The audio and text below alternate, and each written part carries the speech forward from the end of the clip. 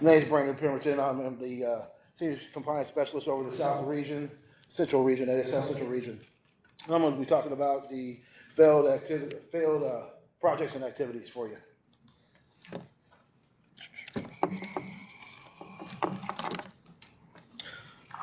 Policy and purpose. This section is to provide guidance when projects can't or will not be completed due to timing. Oh, sorry, we're going to move on. Okay, you got me. Due to timeliness or non-compliance or abandonment. The policy covers notification and determination process, repayment of dispersed funds, and appeals process. We've got the period of performance failures or overview. The 2 CFR 200 requires inclusion of a budget and performance periods for all federal awards with start and end dates. A project may be modified through an extension request if unforeseen challenges occur on a project. This allows flexibility, ensuring projects are completed. It may be approved or denied, which is rare, by DED.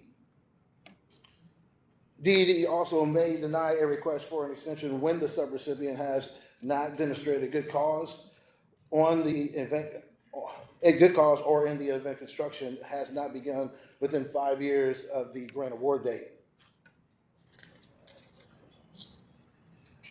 Before I move on, I'm going to add in, got examples of some failed projects or activities include terminated or not completed the original funded scope of work, a completed project does not meet national objective, abandonment of project before construction begins, abandonment of the project after construction begins but before it is completed. Let me fit slide here. Grant extension request. DED will provide a notice when a project is approaching its period of performance deadline. An extension request must be submitted to DED at least 90 days in advance to the deadline. The required documentation consists or includes the proposed end date, summary of project progress, factors causing the delay, mitigation actions to prevent future delays, an updated projection of expenditures and milestones.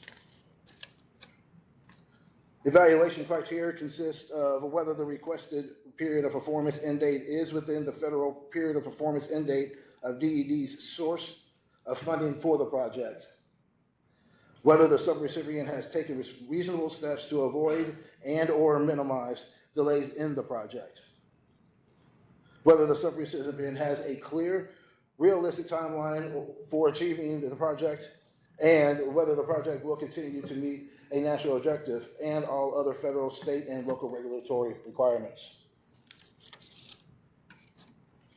Denial of extension requests.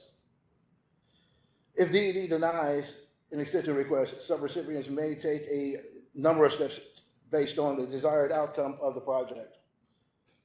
Prepare a new period performance extension request that addresses DED's stated reasons for denial, if possible. Work with DED staff to modify a project to be completed within the approved period performance. Appeal DED's decision, or terminate existing projects, deobligate remaining funds, complete closeout, and repay any federal CDBG funds that were expended as part of the subrecipient's projection in accordance with the policy. Non-compliance examples. Non-compliance examples consist of choice limiting actions found to be completed prior to completion of the environmental review and issuance of the authority to use grant funds, AUGF. Inadequate documentation to demonstrate compliance with a federal or state regulation or within DED policy. An activity has failed or will be unable to meet a CDBG national objective. Funds used for activities outside the approved scope of work without prior approval from DED. Funds considered a duplication benefit. A subrecipient is determined ineligible, and funds awarded to a subrecipient that are later demanded to be repaid by HUD by DED. The recapture process. Notification of non-compliance. During the course of a project, there may be findings that require the subrecipient to return funds to DED. This may occur as a result of monitoring conducted by the DED, HUD, or other audits that determine ineligible activity. Subrecipients will be provided formal documentation of the finding and given at least 30 days to remedy the finding, or as may be necessary to bring the project into compliance. Notice of failure to remedy. If recapture is determined to be necessary, DED may communicate with HUD to receive concurrence with DED's determination.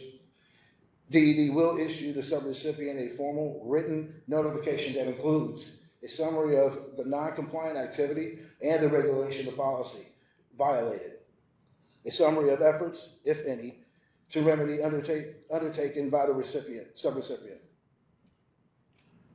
The activities as listed in the subrecipient's grant agreement and amounts required to be repaid, contact information for making the repayment or entering into repayment agreement, and the process for appealing a decision in alignment with Section 4C434, which is our part of our policy.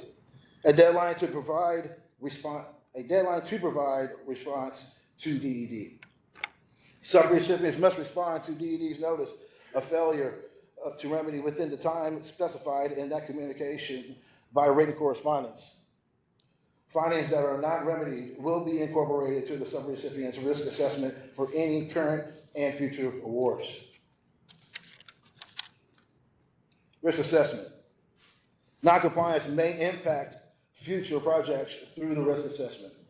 DED will review the past performance when awarding new projects and incorporate special conditions to mitigate the potential for another issue. And it will not impact the future funding opportunities. Moving on to repayment and appeals. The subrecipient wishing to appeal a decision made by DED in accordance with this policy may do so by providing written notification to DED within 90 days of its decision. The appeal must be submitted to the Community Solutions Division Director and include the following information: DED's notice of failure to remedy, the subrecipient's justification for an appeal, documentation which is believed to demonstrate the subrecipient's remedy, and an attorney opinion that the activity is compliant or was remedied in compliance with all applicable state and federal regulations. DED will review the appeal to determine the required materials have been provided. DED will make an initial decision and will communicate this decision with HUD.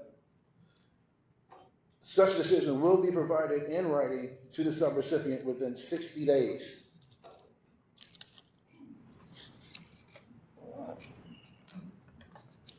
Repayment. DED will request repayment if it is likely the activity will require repayment to HUD. DED and the subrecipient enter into a repayment agreement on agreeable terms to both parties. DED enters into a repayment agreement with HUD, or funds are considered available for obligation and will be awarded to the new projects for cost overruns. And that is it, folks.